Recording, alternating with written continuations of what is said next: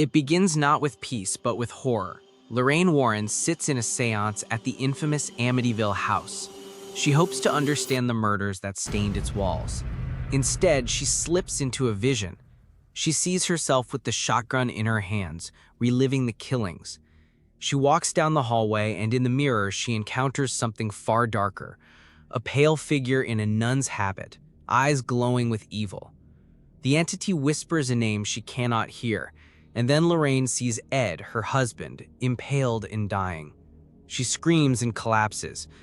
The vision is so vivid that she begs Ed to stop their work.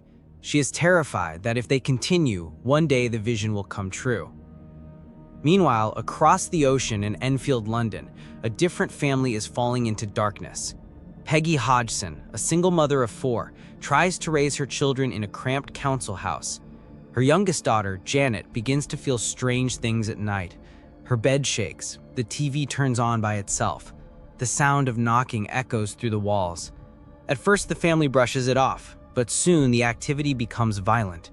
Furniture slides across rooms, doors slam shut, crosses twist upside down, and Janet herself begins to speak in a voice that does not belong to her.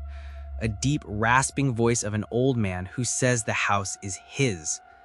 The neighbors are terrified, the police are called, and even they witness chairs moving without anyone near. The church and the media descend on the home, calling it the Enfield poltergeist. Janet is caught between two worlds.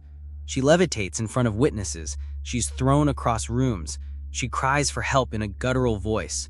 Her mother Peggy is desperate. The children are terrified. The story spreads across the country, but skeptics claim Janet is faking it, staging the events for attention. Yet the sheer number of people who see it makes it difficult to dismiss. The Catholic Church reaches out to Ed and Lorraine Warren, asking them to travel to London to evaluate the case. They are not asked to perform an exorcism, only to determine if the haunting is real. At first, Lorraine refuses, haunted by her vision of the nun and Ed's death. But Ed convinces her that this family needs their help. If they turn away, the children may die. The Warrens travel to England and step into the Hodgson home. The moment they arrive, they sense it. The air is thick with a dark presence. They meet Janet, who appears exhausted and frightened.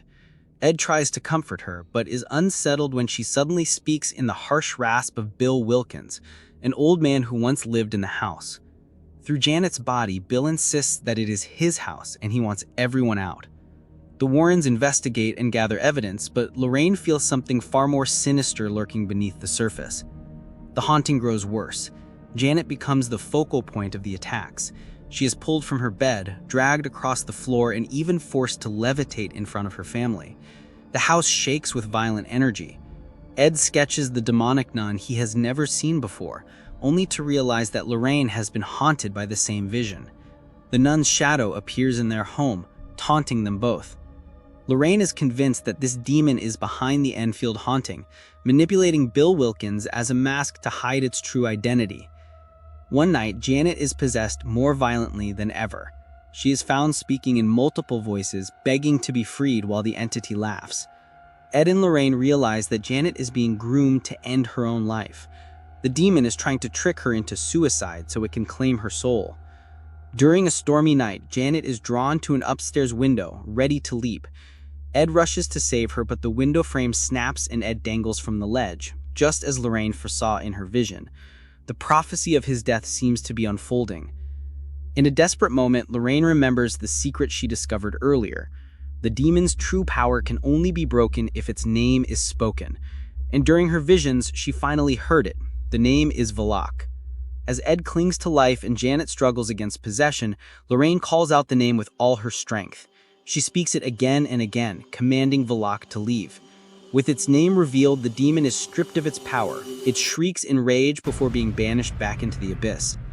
The house falls silent. The storm calms. Janet is released from Valak's grip. Ed is pulled to safety, and the Hodgson family is finally free. The Warrens leave behind a family no longer terrorized, and children who can finally sleep without fear. But Lorraine knows the fight is not over. Evil does not disappear, it only waits. Yet she and Ed find strength in each other. Their love and faith remain their greatest weapon. The Conjuring 2 is more than a haunting tale. It is about deception, about the way evil wears masks to manipulate and control. It is about the strength of family and the courage to fight when hope seems lost. For the Hodgsons, it was a nightmare that tested their very sanity.